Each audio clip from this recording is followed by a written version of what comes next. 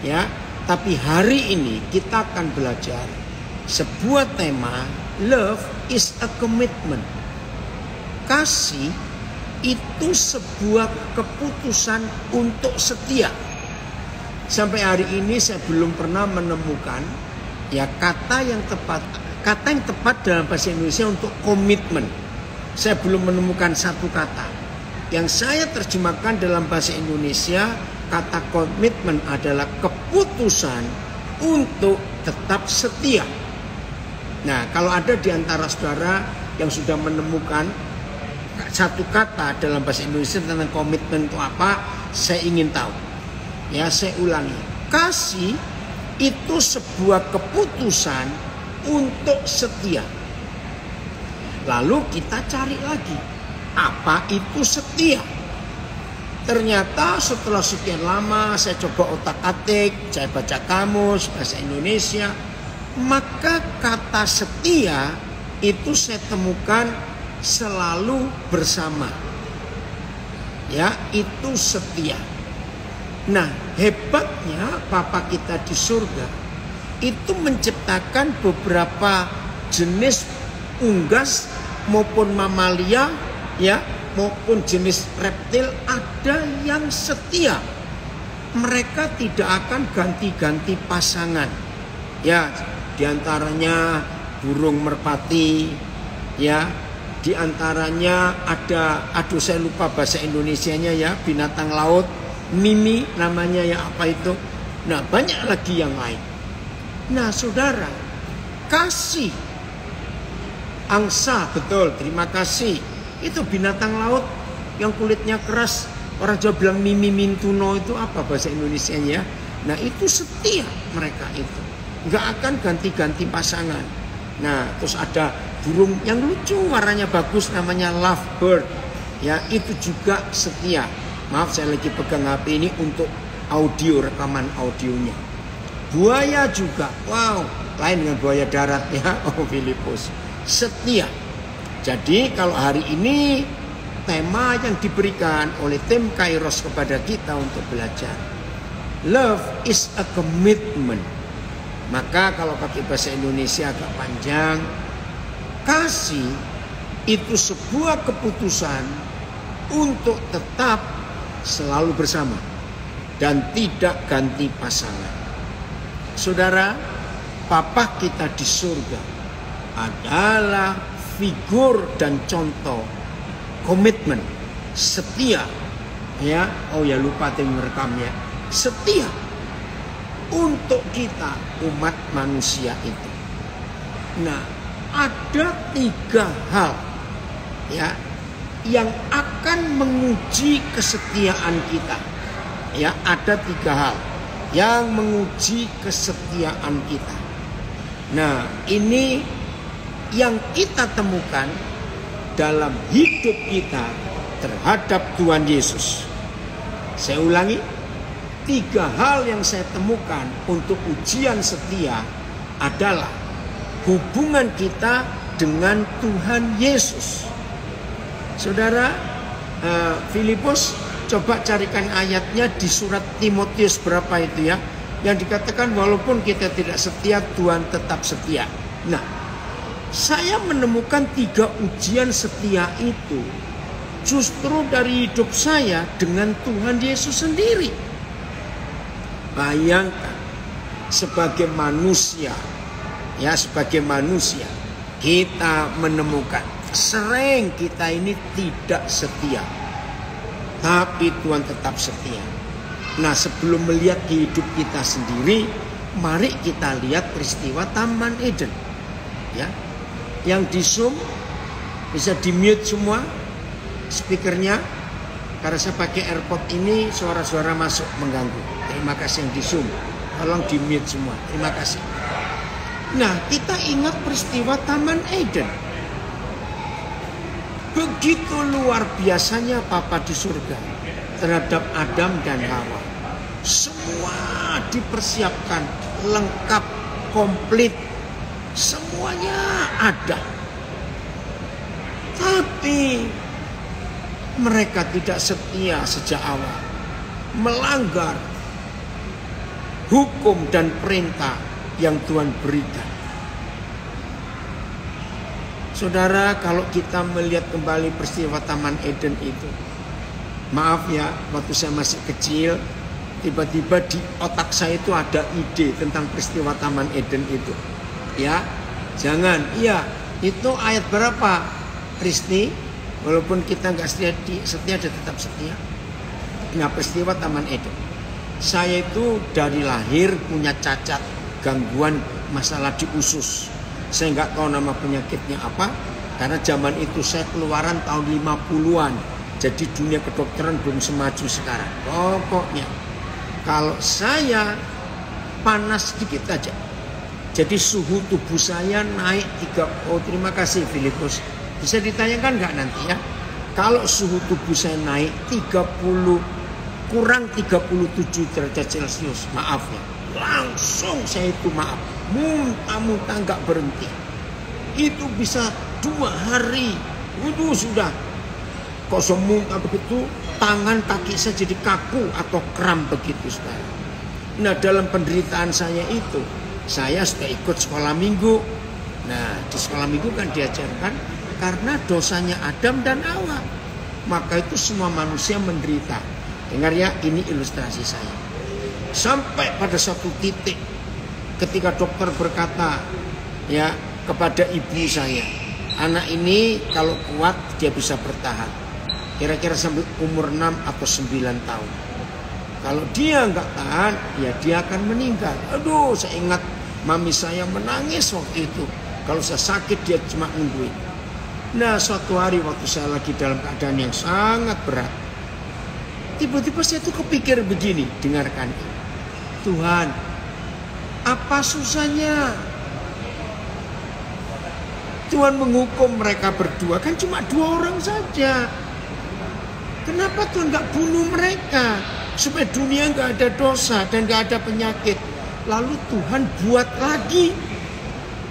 Saudara, ini logika aneh waktu saya masih kecil. Tapi itu yang muncul. Ayo, saya tidak tahu berapa banyak di antara saudara yang sempat berpikir seperti itu. Apa susahnya Tuhan bunuh 2 orang itu daripada sekian miliar? Sekarang sudah 8 miliar ini penduduk dunia rusak semua gara-gara kesalahan itu. Jawaban Tuhan adalah Dia setia. Ini luar biasa. Kita bersyukur untuk kesetiaan Tuhan itu. Mari kita baca Filipus, siapa ya, Esther atau Pak Daniel yang bisa membuat anak saya Filipus ini jadi co-host untuk dia bisa tayangkan Alkitab. 2 Timotius 3 ayat 13. Ya betul ya Sam, ini cucu saya bilang, wow, haleluya, betul sekali. Ya, udah bisa ditayangkan ayatnya. Kita melihat itu. Oh belum. Itu sudah ya. Nah, ayo kita baca ayat ini. 2 Timotius ya. Pasal 2. Maaf saya salah. Instagram, Facebook saya salah. 2 Timotius 2 ayat 13. Jika kita tidak setia, Dia tetap setia. Ini komitmen. Karena Dia tidak dapat menyangkal dirinya. AYT. Jika kita tidak setia, Ia tetap setia. Oh sama ya, TSI. Namun, sekalipun kita kurang setia menaati kehendak-Nya, terjemahan sederhana Indonesia, saya ulangi. Namun sekalipun kita kurang setia menaati kehendak-Nya, Dia akan tetap setia menepati seluruh janjinya bagi kita. Sebab Dia tidak dapat menyangkal perkataannya sendiri. FAYH-nya Filipus. Wow, terjemahan sederhana Indonesia ini luar biasa. FAYH. Tetapi sekalipun pada waktu kita ini demikian lemah sehingga tidak beriman, Ia tetap setia dan menolong kita. Karena Ia tidak dapat menyangkal kita yang merupakan bagian dari dirinya sendiri. Wah, ini lebih jelas terjemahnya. Saya ulangi. Karena ia tidak dapat menyangkal kita yang merupakan bagian dirinya sendiri. Terima kasih ada terjemahan Eva Yea ini. Dan janji-janjinya kepada kita akan selalu dilaksanakan. Nah, saudara, setelah kita membaca satu ayat ini, 2 Timotius 2 ayat 13 dari berapa terjemahan, maka ini dahsyat sekali. Mengapa walaupun kita tidak setia, dia tetap setia? Ya, saya ulangi Eva Yea-nya. Karena ia tidak dapat menyangkal kita yang merupakan bagian dari dirinya sendiri. TSI-nya lagi Filipus. Lihat yang terjemahan sederhana Indonesia ini, TSI-nya. Ya, lihat ini. Oke, kalau saya bicara agama, ya, Tuhan Yesus itu suami dan kita gerejanya adalah istri. Nah, dalam hukum surga, suami itu kepala, istri itu tubuh. Nah, ini loh kesetiaan Tuhan itu, bahwa walaupun kita tidak setia, dia tetap setia karena kita ini bagian dari hidupnya. Maka itu perhatikan, tidak ada tulisan lain di seluruh dunia kecuali Alkitab. Sebab aku benci perceraian. Coba lihat itu. Wih, itu dahsyat sekali. Tolong di mute ya, yang di zoom ya. Saudara perhatikan, hanya Alkitab satu-satunya tulisan. Kita lihat Maleakhi 2:16. Ya, Maleakhi 2:16. Tidak ada buku manapun di dunia dan tidak ada Tuhan siapapun yang pernah berfirman seperti ini. Sebab aku membenci perceraian. Maleakhi pasal 2 ayat 16. Ya, kalau ada yang tahu bahasa Inggris yang terjemahnya tajam, beritahukan ya. Saudara di Amerika bisa melihat itu. Sebab, wih, dahsyat. Sebab aku membenci perceraian. Firman Yahweh Tuhan Israel. Ayat, sebab aku membenci perceraian. Sama BIS, aku benci perceraian. Kata Yahweh Tuhan Israel. Benci, bukan tidak suka. Eva Yea-nya apa? Filipus. Lihat itu. Bukan gak suka, benci perceraian. Yahweh Tuhan orang Israel telah berfirman bahwa ia membenci perceraian.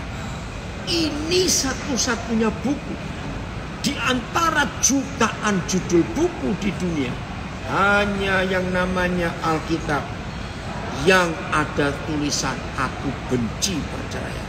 Catat itu. Kenapa dia benci perceraian? Karena kalau orang bercerai itu artinya bunuh diri, mati. Contoh, ada orang kepalanya sehat, nggak pernah sakit gigi, nggak pernah pilek, nggak pernah sakit mata, nggak pernah sakit kuping, nggak pernah sariawan, ya pokoknya sempurna kepalanya. Tapi badannya sakit-sakitan. Ini cuma ilustrasi. Tanggal 1 sakit lambung, tanggal 2 sakit jantung, tanggal 3 paru-paru, tanggal 4 kena ginjalnya, tanggal 5 lututnya, ya tanggal 6 apanya lagi begitu, tanggal 7 punggungnya, tanggal 8 pundaknya, pokoknya sepanjang hari setiap bulan ada aja yang sakit di badannya. Tangannya kesleo, rematiknya kumat, asam urat, misalnya gitu. Saya tanya kepada saudara, mungkinkah kepala berkata kepada tubuhnya, hei badan, walaupun aku punya asuransi, tapi kalau tiap hari kamu sakitnya gantian, bangkrut juga asuransi ini. Maka aku capek punya badan kayak kamu, lebih baik aku ganti badan lain. Halo? Kalau kepala benci tubuhnya lalu dipotong, mati dua-dua. Keren ya ilustrasi ini. Begitu pula sebaliknya. Tubuh sehat, nggak pernah sakit, tapi kepala Minggu pertama bulan itu migrain sebelah kanan. Minggu kedua migrain sebelah kiri. Minggu ketiga gigi sakit, telinga congean, maaf, hidungnya sinus, ya ndak, matanya, aduh. Terus mulutnya sering sariawan, maaf, tapi tubuhnya sehat. Nggak mungkin tubuh berkata, maaf ya, aku capek punya kepala kayak kamu, kapan sehatnya? Kan kita nggak bisa mikir, aku mau ganti kepala saja. Mungkin bagi beberapa saudara ini ilustrasi konyol. Ya nggak mungkin lah ada seperti itu. Betul, nggak mungkin ada kepala benci tubuhnya dan tubuh benci kepalanya. Tapi setelah kita membaca 2 Timotius 2:13 dan Maleakhi 2:16, ini yang terjadi. Jadi satu-satunya pernikahan yang tidak bisa cerai, bukan tidak boleh. Catat, beda tuh. Tidak bisa dan tidak boleh itu kan beda. Kalau tidak boleh ya masih bisa, tapi kalau tidak bisa ya nggak akan bisa. Mau sampai kapanpun juga. Ini ilustrasinya. Wih, luar biasa. Kevin, kemarin papa itu stranded di Makassar karena cuaca buruk. Maaf gak sempat kontak nak. Ini papa sudah di Jakarta. Jangan lupa ya ngajak papa ke podcastmu. Maaf, saya lanjutkan. Jadi tidak ada perceraian karena tidak boleh, tidak bisa. Itu sebabnya yang mau menikah mikir baik-baik. Love is a commitment. Ini tema yang luar biasa. Pernikahan itu keputusan untuk selalu bersama-sama. Tidak ada perceraian. Luris, nanti WA papa ya nak. Sudah lama ini papa nggak tahu kamu. Maaf ya, saya kalau ngajar begini saya suka nyapa berapa orang yang sudah lama nggak kontak. Nah ini buktinya. Jadi yang mikir-mikir mau cerai, bertobat hari ini. Stop. Karena kalau saudara cerai, saudara bunuh diri. Ingat ya, seorang hamba Tuhan dari Swiss namanya Walter Trobis. Ketika dia hidup di tahun, dia kelahiran tahun berapa? 20-an. Dia meninggal usia tua 80-an. Walter Trobis. Ya. Nah, dia menulis begini. Kenapa Maleakhi 2:16 tidak bisa cerai? Ya harus komitmen.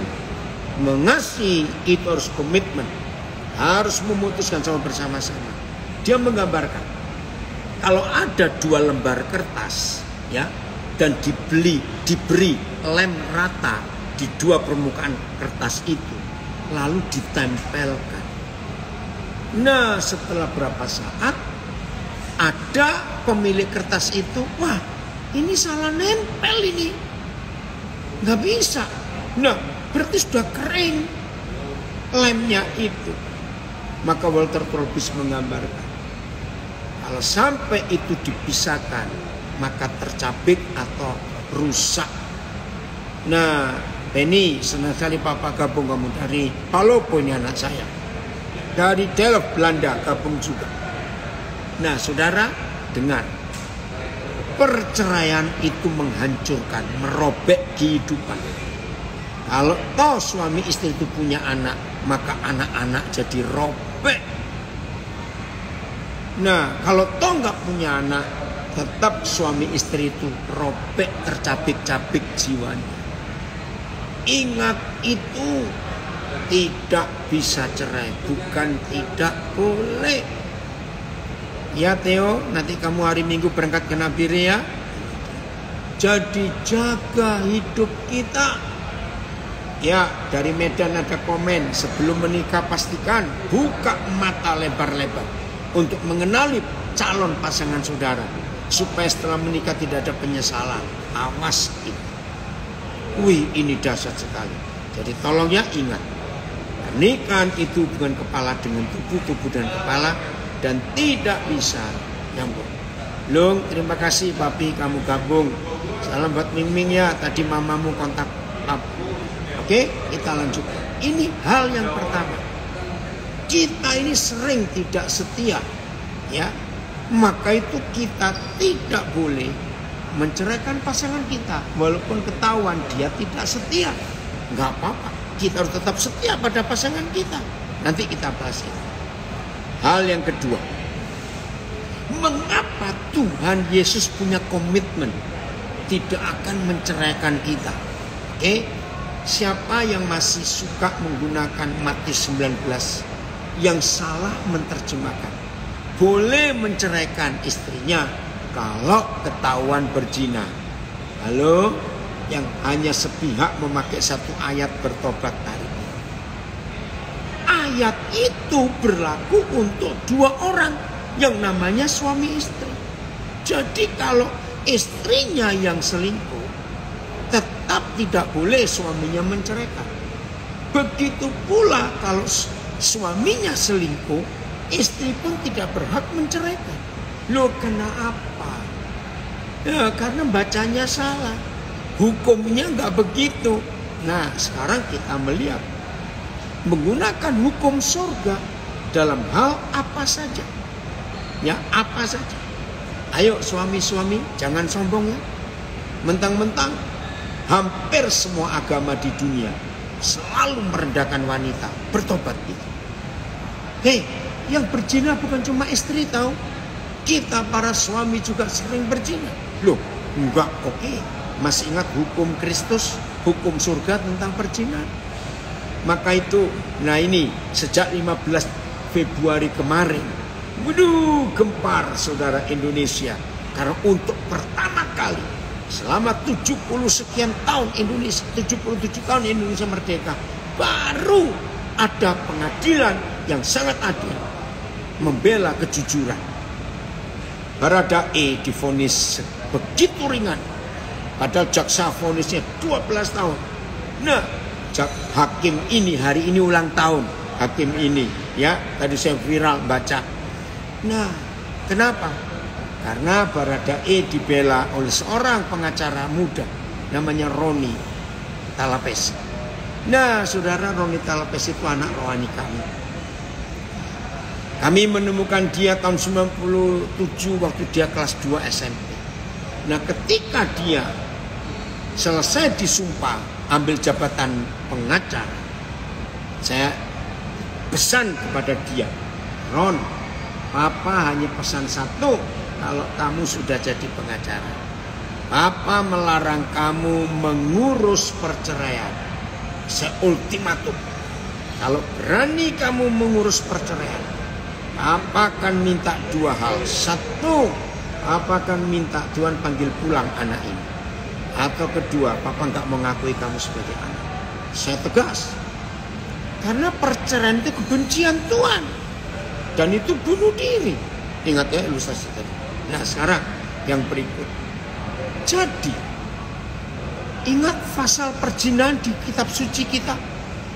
Wih, keren saudara. Tuhan Yesus berkata, barang siapa melihat orang lain dan menginginkannya, maka dia sudah berzina dengan orang itu di pikirannya. Jadi berzina buat surga itu nggak perlu di tempat tidur, bahkan nggak perlu ketemu orangnya. Catat itu, nggak pernah, nggak harus ketemu orangnya. Jadi nggak peluk, nggak cium, nggak nyentuh, hanya melihat. Hei suami-suami yang kurang ajar, yang mentang-mentang hanya istrimu yang kamu tangkap berbuat zina, apakah dirimu nggak pernah berzina? Nah, ayat itu saya katakan kepada banyak orang. Sependeta-pendetanya seorang pendeta, berarti pendeta beneran bukan? Mata saya ini pun masih bisa kurang ajar. Maka itu jangan sombong. Berarti menurut hukum itu tidak ada seorang pun di dunia yang nggak pernah berzina. Maaf, bukan saya menghakimi. Terima kasih Filipus. Matius 5 ayat 28. Tetapi aku berkata kepadamu, setiap orang yang memandang perempuan atau memandang orang lain serta menginginkannya sudah berzina dengan dia di dalam hatinya. Hei suami-suami yang sombong, sok suci, mau menceraikan istrinya karena berzina, karena menggunakan Matius 15 dengan cara salah, hari ini bertobat. Matius 5:28. Setiap orang yang memandang perempuan serta menginginkannya menginginkannya, sudah berzina dengan dia dalam hatinya.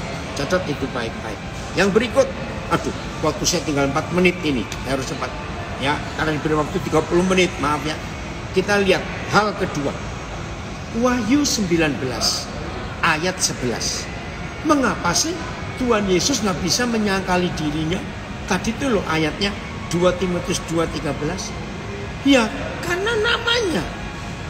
Wahyu 19 ayat 11.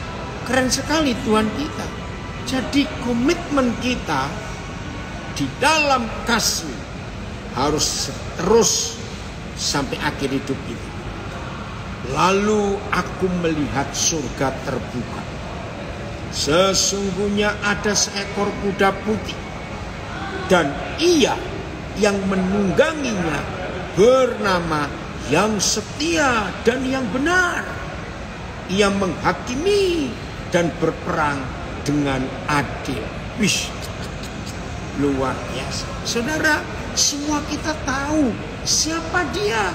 Ada BS-nya enggak, Filipus? Apa TSI? TSI-nya saya baca. Semua orang tahu siapa penunggang kuda putih ini. Yesus Kristus, Tuhan segala Tuhan dan rajanya raja-raja. Kemudian saya melihat surga terbuka dan seekor kuda putih muncul beserta penunggangnya, yaitu dia yang bergelar. Ternyata enggak cuma nama, gelar. Gelar itu pangkat. Yang setia itu gelar, dan yang benar, karena dia selalu adil dalam menghakimi manusia dan dalam berperang melawan musuh-musuhnya. Terima kasih Bapa di surga untuk konsep yang luar biasa ini. Nah, mengapa Tuhan Yesus nggak bisa menyangkali dirinya? Dia tetap setia walaupun kita nggak setia. Maka itu suami istri, tetaplah setia pada pasangan kita walaupun pasangan kita nggak setia. Bukan berarti, oh kalau gitu masing-masing aku boleh selingkuh. Awas kamu. Bukan begitu maksudnya. Yonas, besok ketemu papa ya. Ini anak saya yang ada di Taipei. Besok ya Yonas, ini papa kontak di mana nginep. Jadi hal kedua, kenapa kita harus tetap setia kepada Tuhan dan pasangan kita? Kalau Kairos, tim yang disorong, ayo kita setia kepada Tuhan Yesus yang memanggil kita semuanya untuk pelayanan itu. Ya, walaupun berat, tapi kita percaya Tuhan memampukan kita. Ternyata namanya Tuhan Yesus itu setia. Maka itu nggak bisa dia nggak setia. Nah, kalau namanya Tuhan Yesus itu setia, berarti kita yang mempelainya Yesus itu namanya Nyonya Setiawati. Maaf, saya cuma pakai istilah saja. Loh, betul nggak? Kalau kita punya suami namanya setia, ya maka kita disebut Nyonya Setia. Berarti kita nggak bisa menyangkal diri kita juga untuk tidak setia. Keren ya? Ini anak saya dari Belanda. Betul ya? Pak Pendeta Titawano ya, harus setia kepada pasangan kita. Karena namanya setia. Saya punya ilustrasi. Ya, di Jawa banyak orang tua memberi nama anak lakinya Selamat. Tujuannya apa? Ya supaya selamat terus. Ini cuma ilustrasi, jangan tersinggung yang punya nama Selamat. Ya ampun, Pak Selamat ini kok sering kecelakaan. Maka orang Jawa bilang kurang selamatan. Yang nggak Jawa nggak usah tanya barang apa itu. Nah, di Tanah Batak banyak orang memberi nama anak perempuannya Sabar. Banyak sekali orang Batak yang namanya Sabar. Percuma juga kalau namanya Sabar tapi pemarah. Nah itu loh. Jadi ingat hal yang kedua. Kita harus komitmen mengambil keputusan untuk selalu bersama-sama Tuhan. Karena kita ini Nyonya Setia. Karena suami kita itu setia. Bapak setia. Wih, itu hal yang luar biasa. Keren ya kalau kita melihat fakta ini. Terima kasih Tuhan untuk konsep sederhana yang Tuhan berikan kepada kita. Yang ketiga, ya dalam kesetiaan kita ini, ya Tuhan adalah contoh atas segala-galanya. Terima kasih Papa untuk itu. Yesaya 41 ayat 10. Ya Esther, bentar lagi selesai. Lihat, Yesaya 41 ayat 10. Ini bukti kesetiaan Tuhan kita. Oh, terima kasih Papa untuk hal yang luar biasa ini. Yesaya 41 ayat yang ke-10. Janganlah takut. Saudara, ternyata musuh setia itu bukan tidak setia. Takut. Musuh lawan katanya setia itu bukan tidak setia, tapi takut. Loh kok bisa? Nah, lihat. Orang yang takut ditinggal oleh pasangannya. Ya. Orang yang takut ditinggal oleh pasangannya. Maaf ya, saya tidak menghakimi, saya tidak menuduh. Tapi orang yang takut ditinggal oleh pasangannya, sebetulnya dia itu yang tidak setia. Karena dia berpikir, wah, jangan-jangan aku bisa meninggalkan dia. Kalau ada orang lebih baik dari dia, jangan-jangan aku bisa tertarik pindah ke orang lain. Nah, maka itu dia takut untuk ditinggalkan, padahal dianya sendiri yang mau merencanakan meninggalkan. Maka itu Yesaya 41 ayat 10 ini luar biasa. Jangan takut. Apa jaminan Tuhan? Jaminan Papa. Sebab aku menyertai engkau. Ingat dari awal tadi saya memberi definisi. Love is a commitment. Komitmen itu adalah, wih keren sekali saudara, mengambil keputusan untuk selalu bersama-sama. Maka itu Papa kita disebut setia. Janganlah takut. Janjinya dia itu Immanuel, enggak akan meninggalkan kita. Dia menyertai kita. Janganlah bimbang. Hei manusia, kita ini mempelai Kristus, jangan bimbang. Sebab aku ini Tuhanmu. Saudara tahu enggak arti kata Tuhan? Catat ya, Tuhan itu artinya pemilik tunggal atas hidup kita dan penguasa mutlak atas hidup ini. Tolong Esther carikan terjemahan bahasa Inggrisnya. Tuhan itu adalah pemilik tunggal atas hidup kita dan kita nggak bisa dimiliki oleh siapapun. Bahkan kita sendiri nggak bisa memiliki hidup ini, hanya Tuhan. Kata yang kedua, Tuhan itu artinya penguasa mutlak atas itu. Lalu aku akan meneguhkan engkau. Apa arti kata meneguhkan? Menguatkan. Belum selesai. Bahkan, nah kalau kita dalam bahasa Indonesia bahkan itu tata bahasa hiperbol. Bahkan akan menolong engkau. Enggak cukup cuma menyertai. Dia juga enggak cuma meneguhkan, tapi menolong. Dia juga enggak cuma menolong, akan memegang engkau dengan tangan kananku yang membawa kemenangan. Wih, ini luar biasa. Inilah Papa kita di surga. Yesus Tuhan kita kepala gereja. Maka kita tidak perlu takut untuk menghadapi semua kegoncangan dunia. Saudara tim Kairos di Sorong, ambil komitmen untuk tetap setia melayani sampai anak-anak Papua diselamatkan dan bisa sekolah semuanya. Love is a commitment. Suami istri ambil keputusan. Yang sedang pacaran, iya. So do not fear, for I'm with you. Terima kasih, itu the message-nya. Jadi, ayo jangan kita ragu-ragu untuk tetap setia. Saya baca the message dari Esther. So do not fear, for I'm with you. Do not be dismayed, for I'm your God. I will strengthen you and help you. I will uphold you with my righteous right hand. Terima kasih untuk itu. Jadi semua kita yang pacaran, jangan ambil komitmen dulu karena saudara belum masuk janji pernikahan I do, ya. Tapi hidup, siapkan diri untuk betul-betul menjadi suami dan istri yang setia. Supaya anak-anak kita belajar dari kita, papa mamanya itu setia. Ini luar biasa. Minggu yang lalu saya melayani satu tim keluarga. Nah, tiba-tiba Roh Kudus bicara luar biasa. Saya bilang, kalau ada papa selingkuh, maka anak perempuan akan takut menikah karena takut kalau ketemu suami selingkuh kayak bapaknya. Lalu anak laki akan tahu, Rino, kamu sudah sering dengar papa khotbah. Mendengar suara Tuhan itu cuma taat. Udah itu saja. Jangan panik, Rino. Nah, saya bilang, kalau anak laki melihat papanya selingkuh, maka dia pun takut menikah. Kenapa? Jangan-jangan kalau aku menikah, aku jadi papa, aku nyakiti hati anakku kayak aku disakiti papaku sekarang. Maka itu komitmen itu penting dalam hidup kita. Kiranya Tuhan menolong kita semuanya untuk memutuskan tetap bersama-sama sampai akhir hidup kita. Baik suami istri, baik dalam pelayanan, setia, dalam pekerjaan, tekun. Tuhan memberkati kita semuanya.